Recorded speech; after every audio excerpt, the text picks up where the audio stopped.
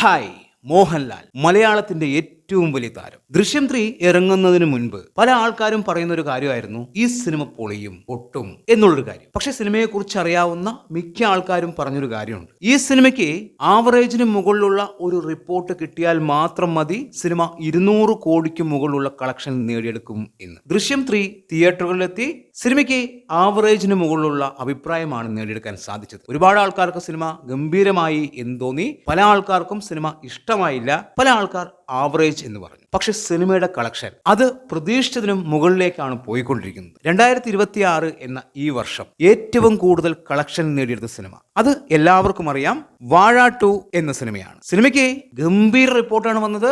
അതുകൊണ്ട് തന്നെ എല്ലാവരും സിനിമയ്ക്ക് അടിച്ചു കയറി. സിനിമ വേൾഡ് വൈഡ് കളക്ഷനായിട്ട് 235 കോടി 26 ലക്ഷം നേടിയെന്നാണ് സാക്നിൽ പറയുന്നത്. തീർച്ചയായും വലിയൊരു വിജയം. ഈ റെക്കോർഡ് തകർക്കപ്പെടില്ല.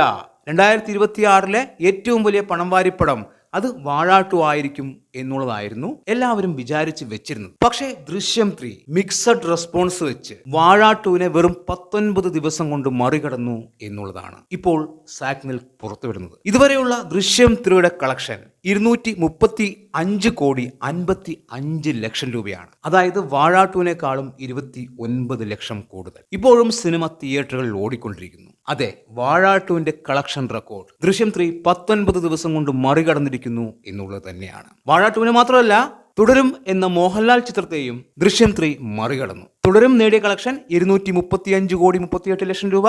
അതിനെയും ദൃശ്യം 3 മറികടന്നിരിക്കുന്നു എന്നുള്ളതാണ്. മലയാളത്തിലെ ഏറ്റവും വലിയ താരം താൻ തന്നെയാണ് എന്ന് ഒരിക്കൽ കൂടി എല്ലാവരെയും ഓർമ്മപ്പെടുത്തുകയാണ്. ഇപ്പോൾ മലയാള സിനിമ കണ്ട ഏറ്റവും വലിയ പണം വാരിപ്പടങ്ങളുടെ കൂട്ടത്തിൽ 4ാം സ്ഥാനത്താണ് ദൃശ്യം 3. 2026 ഏറ്റവും കൂടുതൽ കളക്ഷൻ നേടിയെടുക്കുന്ന സിനിമ അത് ദൃശ്യം 3 ആയി മാറിക്കഴിഞ്ഞു. വാഴ 2നെ മറികടന്നിരിക്കുന്നു. ഏറ്റവും കൂടുതൽ കളക്ഷൻ നേടിയെടുത്ത 5 സിനിമകൾ അത് ഏതൊക്കെയാണ് എന്ന് നോക്കാം. 1ാം സ്ഥാനത്ത് ലോക ചാപ്റ്റർ 1 ആണ്, 303 കോടി 86 ലക്ഷം രൂപ. 2ാം സ്ഥാനത്ത് L2 എമ്പുരാൻ 266 കോടി 81 ലക്ഷം രൂപ. 3ാം സ്ഥാനത്ത് മഞ്ഞുമൽ ബോയ്സ് 241 കോടി 3 ലക്ഷം രൂപ. ഇപ്പോൾ 4ാം സ്ഥാനത്ത് ദൃശ്യം 3 235 കോടി 55 ലക്ഷം രൂപ. 5ാം സ്ഥാനത്ത് മോഹൻലാലിന്റെ തന്നെ തുടരും 235 കോടി 38 ലക്ഷം രൂപ. വാഴ 2നെ 6ാം സ്ഥാനത്തിലേക്ക് മാറ്റിയിരിക്കുന്നു എന്നുള്ളതാണ്. എന്തായാലും ദൃശ്യം 3 ഇനിയും മുകളിലേക്ക് പോവും.